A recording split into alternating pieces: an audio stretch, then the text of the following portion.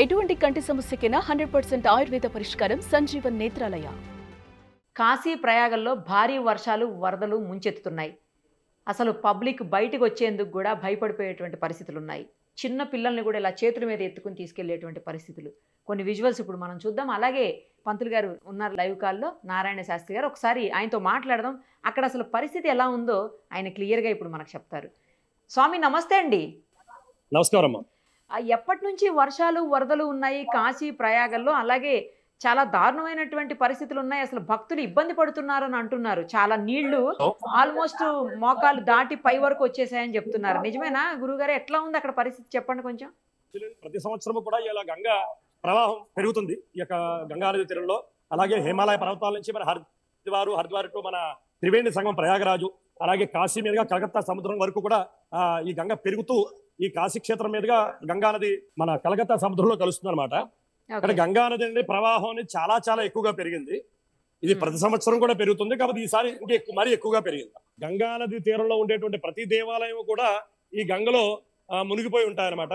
అలాగే కొన్ని దేవాలయాలు ఏంటంటే గంగ పెరిగిన తర్వాత దేవాలయాలు ఏవైతే మునిగి ఉంటాయో అందరూ కూడా అక్కడికి వెళ్ళి లింగాన్ని తాకి అప్పుడు గంగా నది స్నానాలు కూడా చేస్తారు. అంటే నది పెరగడం ఒక విశేషం అయితే, పెరిగిన తర్వాత దేవాలయాలు కొన్ని మునిగిన తర్వాత ఎప్పుడైతే కనుక ఈ గంగా నది ఆ గంగ ఈశ్వరుడు యొక్క శిరస్సు మీదకి వచ్చి ఆ లింగాన్ని తాకి పరవళ్లాడుతూ వెళుతుందో అందరూ కూడా ఆ లింగాన్ని తాకి నమస్కారం చేస్తూ ఆ లింగాన్ని పట్టుకుని స్నానం చేస్తూ ఉంటారు. ఇక్కడ అంత విశేషం ఈ కాశీ క్షేత్రంలో. అలాగే ఇప్పుడు మనం ఉన్నది కేదార్ ఘాట్ లో ఉన్నాం. కేదార్ ఘాట్ లో ఉన్నాం, కనిపిస్తుంది. ఘాట్లన్నీ మునిగిపోయాయా స్వామి మొత్తం వాటర్ తోటి, వరదలతోటి? అవునమ్మా, మొత్తం ఘాట్లన్నీ మునిగిపోయినాయి. అలాగే దేవాలయం కూడా చూపిస్తున్నాం, కేదారేశ్వరుడు దేవాలయం చూడండి. ఇది కేదారేశ్వరుడు దేవాలయం. స్వామివారం నాడు మాకు కేదారేశ్వర స్వామి వారి దర్శనం చేయించారు స్వామి. Thank you so much. నిజంగా శ్రావణ సోమవారం రైట్. మొత్తానికి భక్తులు కూడా కొంచెం అంటే తగ్గినట్టు కనిపిస్తుంది ఈ వరదల వల్లనేనా స్వామి? వరదలు ఎక్కువగా ఉండడం, దాని తర్వాత స్నానాలకి చాలా ఇబ్బంది అవడం కదా, అందువల్ల చాలా మంది తగ్గారన్న. నెల రోజుల నుంచి అంటే దారుణమైన పరిస్థితులు ఉంటాయి అక్కడ గురువు గారు.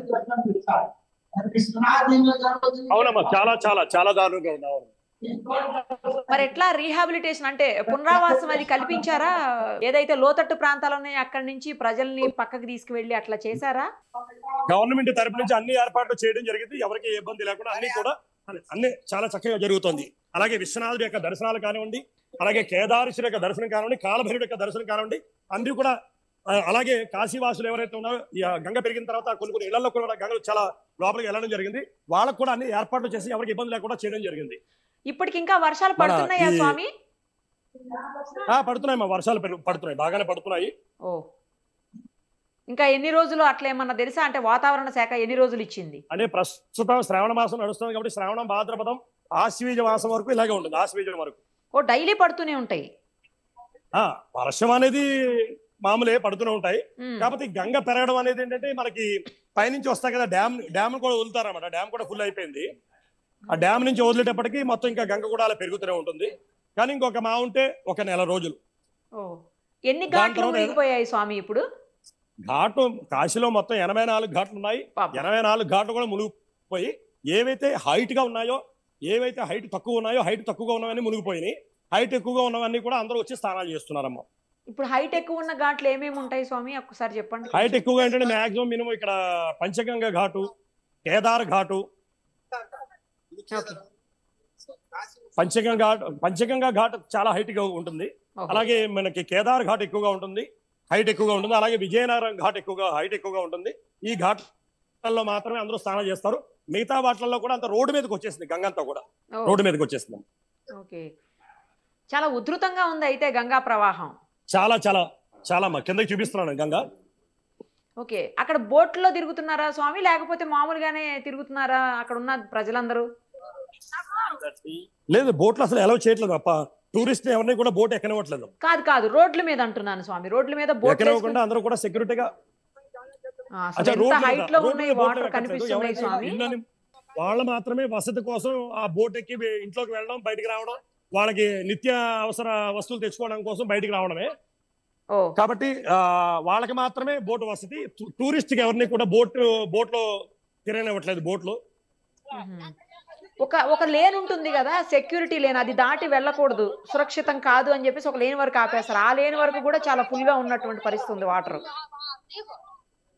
అవునమ్మా అవునమ్మా, లేదు దాటిపోయింది, ఇంకా అది కూడా దాటిపోయి గంగ పైకి రావడం తోటి ఆ సెక్యూరిటీగా వీళ్ళు కూడా పోలీసులు కూడా అందరూ కూడా సెక్యూరిటీగా ఉన్నారు. ఎవరిని కూడా ముందుకి వెళ్ళి స్నానం చేయనివ్వకుండా అందరూ ఆపుతున్నారు అన్నమాట. ఓ స్వామి, జనరల్ గా కేదార్ ఘాట్ చాలా హైట్ ఉంటుంది కదా, దాదాపు ఒక 4-5 ఫ్లోర్లు బిల్డింగ్ ఎంత ఉంటుంది అంత హైట్ లో ఉంటుంది ఆ ఘాట్ అసలు. అవునమ్మా, అదే అక్కడే ఉన్నాం మనం ఇప్పుడు ఆ కేదార్ ఘాట్ లోనే అంత హైట్ లోనే ఉన్నాం మనం. అంత హైట్ లో ఉన్నా కూడా వాటర్ అక్కడ దాకా వచ్చేసినటువంటి పరిస్థితి ఉంది. అదిగోండి, అవునమ్మా అంత హైట్ లో ఉన్నప్పటికీ కూడా వాటర్ అంత పైకి వచ్చేసింది. కాబట్టి ఇంత హైట్ ఉంది కాబట్టి ఇక్కడ అందరూ కూడా స్నానాలు చేయగలుగుతున్నారు అందరూ కూడా ఇక్కడ. లేదంటే కనుక మిగతా ఘాట్లో అయితే కనుక ఘాట్లో మునిగిపోయిన తర్వాత దాని పైనుంచి రోడ్డు మీదకి వచ్చేసింది గంగ అంతా కూడా. కేదార్ ఘాట్ లో మాత్రమే హైట్ గా ఉండడం తోటి అందరూ కూడా కేదారేశ్వరి గుడి లోపల నుంచి దిగి స్నానాలు చేయడం. అలాగే పక్కనే ఉన్న విజయనారాయణ ఘాట్ ఉంది, హైట్ గా ఉంటుంది. కరపాత్రి స్వామివారి యొక్క మఠం ఉంది అక్కడ పైన, ఆ మఠం కింద మెట్లు ఉన్నాయి, హైట్ కూడా ఎక్కువగా ఉంటుంది. కాబట్టి అందరూ కూడా ఇక్కడ స్నానాలు చేస్తున్నారు. ఈ 2-3 ఘాట్ల వరకే అలౌ చేస్తున్నారేమో పబ్లిక్ ని. అవునమ్మా భక్తుల్ని.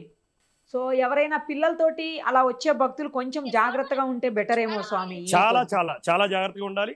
అలాగే మన కాశీకి వచ్చే టూరిస్ట్ యాత్రికులందరూ కూడా మేము అన్ని ఘాట్లు చూడాలి, గంగా హారతులు చూడాలి అనుకున్న వాళ్ళు ఏంటంటే కొంచెం ఈ టైంలో కొంచెం అవాయిడ్ చేస్తే నెక్స్ట్ 1 మంత్ తర్వాత వస్తే బెస్ట్. ఎందుకంటే ఘాట్లు తిరగలేరు, గంగా హారతులు కూడా చూడమాట. గంగా హారతులు కూడా జరగట్లేదు, జరుగుతుంది నామమాత్రంగానే మేడ మీద జరుగుతాయి అనమాట. అవి అంటే యాత్రికులు చూసేంత స్పేస్ ఉంటుంది అనమాట అక్కడ.